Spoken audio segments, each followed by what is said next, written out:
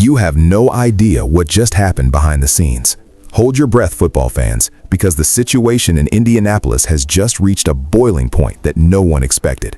This is the kind of news that shakes the foundation of a franchise and leaves every supporter questioning what the future holds for their beloved team. A high-ranking decision-maker is officially on the hot seat after another catastrophic end to a season that promised so much. This is about accountability, years of frustration, and a legacy that is currently hanging by a very thin thread. But before we get into the heavy details, I need you to do me a massive favor. If you love this team and want to stay updated on every single move this offseason, smash that like button right now and subscribe to the channel. Also, I want to know who is watching. Drop your name and the city you are representing in the comments below. I'm reading all of them. Now, let's get into the heart of this storm. I am talking about General Manager Chris Ballard. For 7 years, the story in Indianapolis has been one of what-ifs and almosts. But after the 2025 season concluded with another late-season collapse, the grace period has officially expired. Chris Ballard has been at the helm since 2017, taking over from Ryan Grigson, and the results are frankly staggering when you look at them objectively.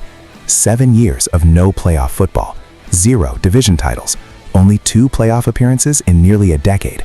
For a franchise with the history of the Colts, this isn't just a slump, it is an era of mediocrity that fans are no longer willing to accept.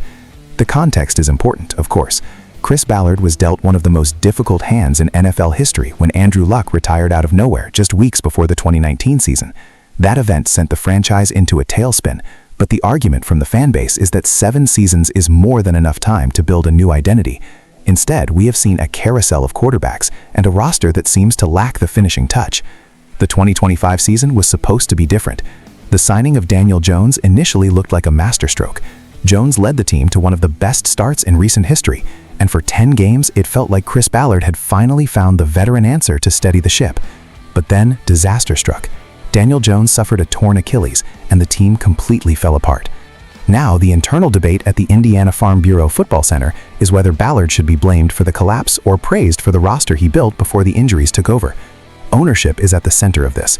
Carly Irsay-Gordon is now the primary voice, and reports suggest she has a very strong relationship with Chris Ballard. Insiders Jeremy Fowler and Dan Graziano have been digging into this, and what they found might upset some of you. Most people around the league actually think Chris Ballard's job is safe. They point to his ability to draft individual talent and build a solid locker room. But how long can drafting well be the excuse for not winning the AFC South? The AFC South has been winnable for years, and yet the Colts haven't touched the crown since 2014. That is a decade-long drought. One of the biggest criticisms of the Chris Ballard era has been his philosophy on the defensive line. Year after year, he has spent first- and second-round picks on pass rushers. We're talking about names like Kamoko Toure, Ben Banogu, Tyquan Lewis, Kwity Paye, and Dayo Odeyingbo. While some have been serviceable, none have turned into that elite, game-breaking edge rusher that a championship defense requires. The only bright spot recently is Laiatu Latu, who finally looked like a star in his second year with 8.5 sacks. But is one hit enough to justify the misses? Tactically, the team has struggled to generate pressure without blitzing, leaving the secondary exposed. This isn't just a coaching issue for Shane Steichen, it's a personnel issue. If you look at the salary cap, the Colts are in a decent position, but that is largely because they haven't had to pay a massive contract to a homegrown superstar quarterback.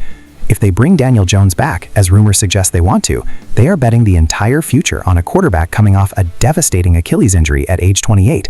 It is a massive gamble. Some league insiders wonder if Chris Ballard would be the first to go if Carly Irsay-Gordon decides a change is needed, potentially even before Shane Steichen. Steichen has shown flashes of brilliant play calling, but he can only play with the cards Ballard deals him.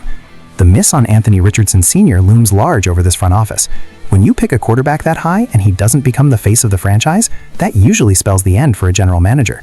Ballard has survived it so far, but the ice is getting thinner by the second. The reality is that the Colts are at a point where good isn't good enough. Building a good roster that goes 9-8 or 8-9 and misses the playoffs is the worst place to be in the NFL. You aren't bad enough for a top 3 pick, and you aren't good enough to compete with the Chiefs or the Bengals. This cycle of mediocrity is exactly what Chris Ballard was hired to break, yet it is exactly where the team finds itself in 2025. If Ballard stays, he will be entering year 10 of his tenure with almost no hardware to show for it. In the modern NFL, that is unheard of. Most GMs get 3 to 4 years to show progress. Ballard is getting a decade. This speaks to the immense trust the Irsay family has in him. But at what point does that trust become a detriment to the fans who spend their hard-earned money at Lucas Oil Stadium?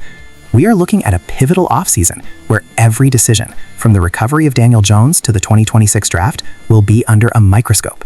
If the pass rush doesn't improve and the Colts miss the playoffs again in 2026, there will be no more excuses left. The legacy of Chris Ballard will either be the man who slowly rebuilt a shattered franchise, or the man who stayed 5 years too long while the rest of the AFC South passed them by. Stay tuned, because this story is far from over.